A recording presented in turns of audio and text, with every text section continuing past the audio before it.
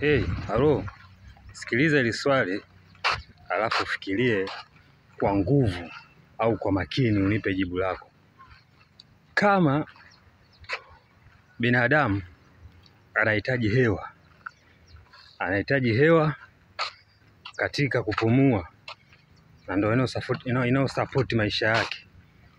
Yaani nimaanisha kwamba binadamu hewa anaitumia kwenye kupumua na ndio msingi katika maisha yake. Na hewa hiyo haioni. Sawa, ndio anaitegemea na haioni. Yeye anayepumua. Swali, je, samaki ndani ya maji anayaona?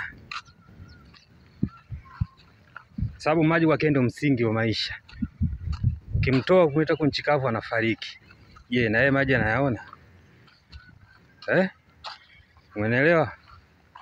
Kama hujaelewa rudia mara mbili, na kama ukirudia mara mbili huelewi, basi hakikisha unakuwa na D2 ili upate kunielewa.